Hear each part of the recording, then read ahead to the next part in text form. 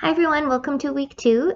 This week we're going to be focusing on what it means to think with artistic languages, not only as a means of communication or thinking or expression, but also as an act of stitching together new relations with others toward knowledges that might bring us closer together with the world through education.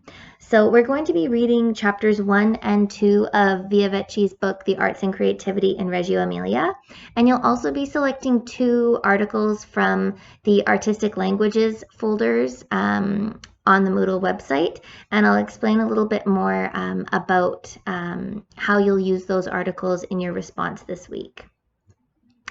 So artistic languages help us to challenge the extractive, separative logics of education that take concepts from their relational origins and plug them into an easily transmitted, digestible curriculum.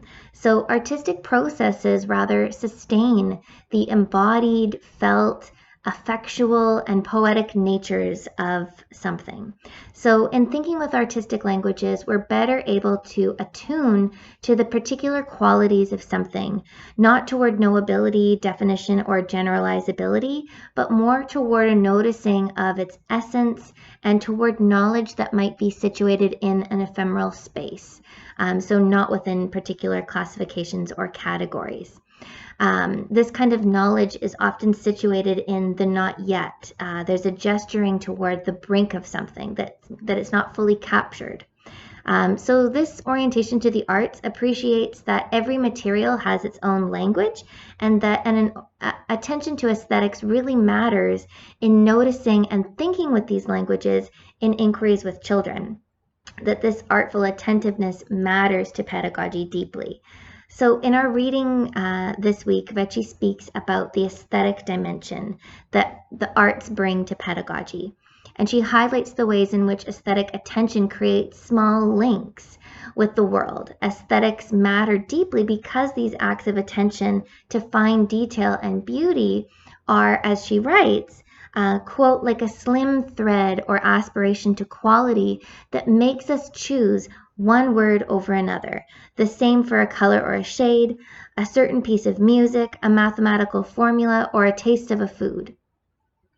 It's an attitude of care and attention for the things we do, a desire for meaning. It is curiosity and wonder. It is the opposite of indifference and carelessness, of conformity, of absence of participation and feeling, end quote. So here, the arts are not used to signify children's realities or as complete representations of something, which we'll discuss more in our face-to-face week, but rather the arts offer an essential shift in how thinking functions in research with children and pedagogy with children, as it doesn't seek the portrayal of a subject in its absolute form or to wholly master or know it, but more so to generate an intimate attention to something in its contours, in its relations with others, and the ways in which the subject gathers meaning in a particular time and context.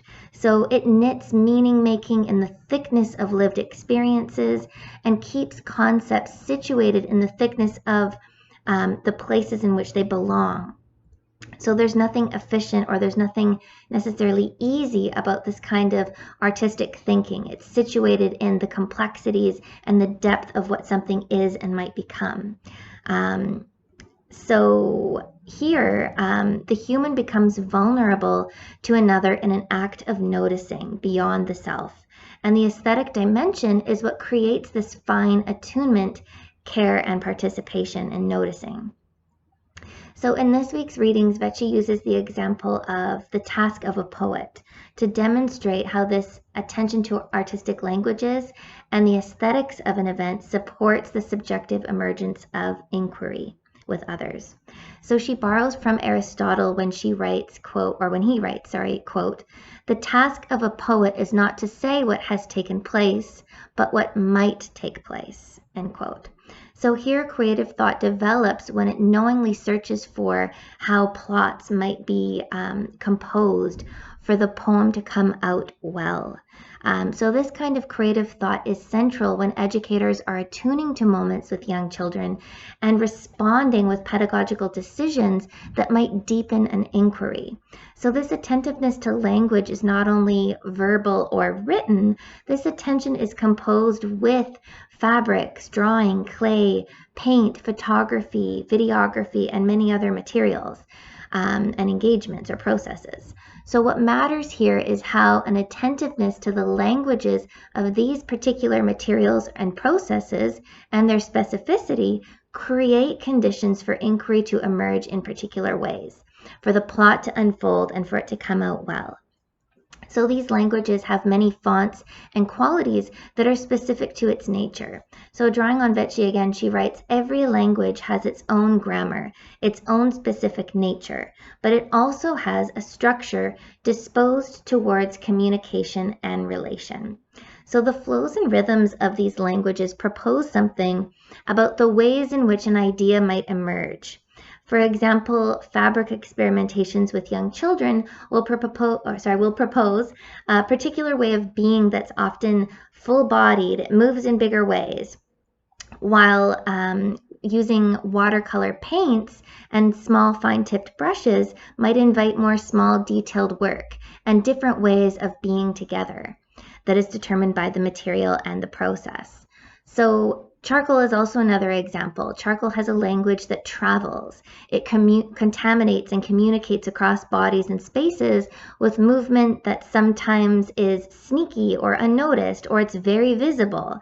The language of plastic also has a particular grammar as well. In my pedagogical work in Ecuador, the educators and I have been thinking with the languages and logics of plastic in the atelier. So we've noticed that plastic is indestructible, it's flexible, it's inventively adaptive, and its languages are very much paradoxical in nature. So the grammars of plastic allow it to weave seamlessly into the fibers of earth, air, and water, holding together riverbanks and settling into the intestines of small creatures. If listened to in this way, the languages of plastic communicate stories of toxic dependencies that can't be thrown away, as you might think in your work, in your life with plastic. So these grammars propose particular ways of being with plastic and with children with plastic. So in the atelier, plastic separates and seals, but it also contains and brings things together. So noticing its language in this way, as educators and as a pedagogist at the school, and the atelier as well, requires attention beyond the literal. So we try to think with the poetics of things, to pay attention to the internal structures of meaning that creates what a thing is and what it does.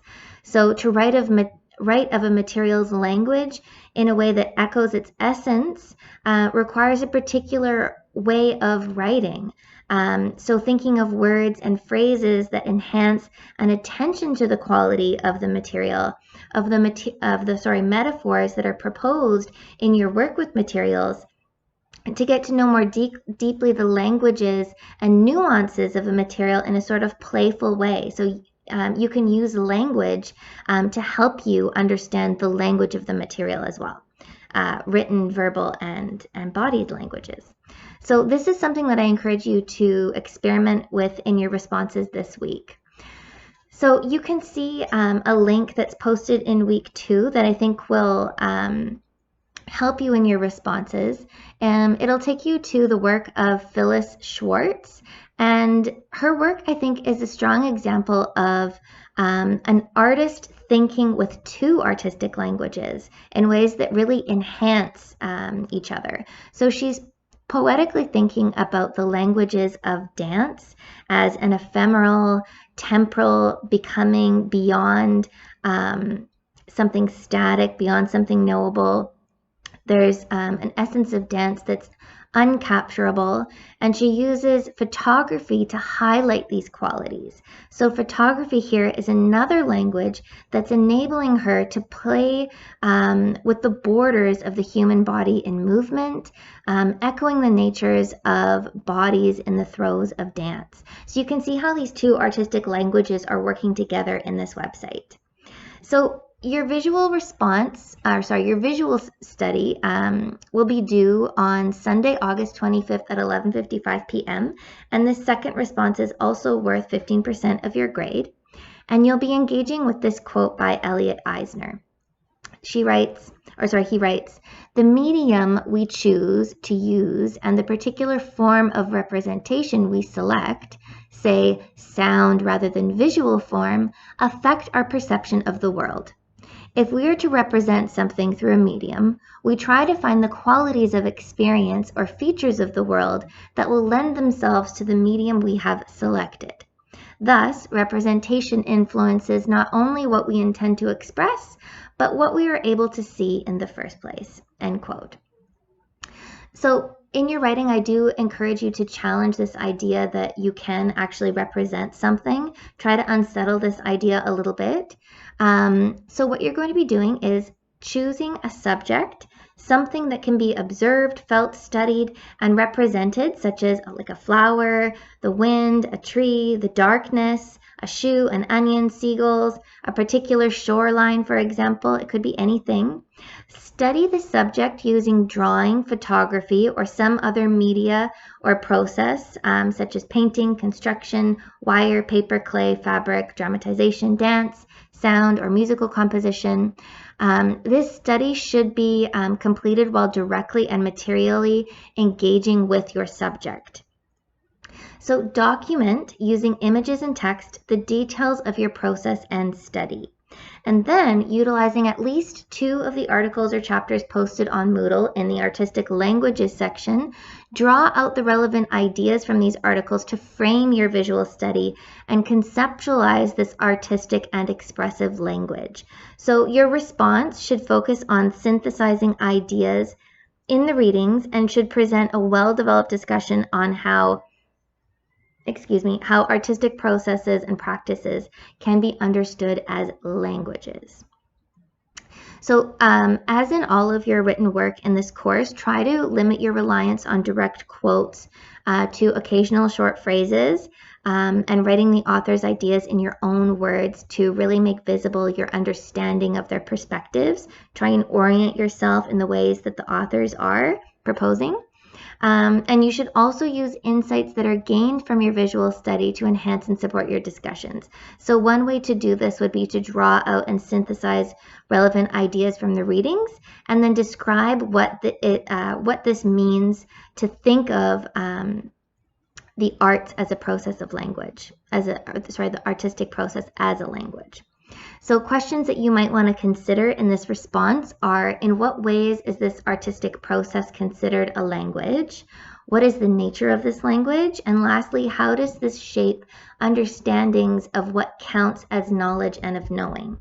So consider understandings gained from your visual study and discuss how some of your specific lived insights in this act of making might inform your writing. So for instance, consider what the process does, what it allows you to notice and pay attention to, and how thought and perception is formed in the engagement and by the material process. So how you're thinking in the making.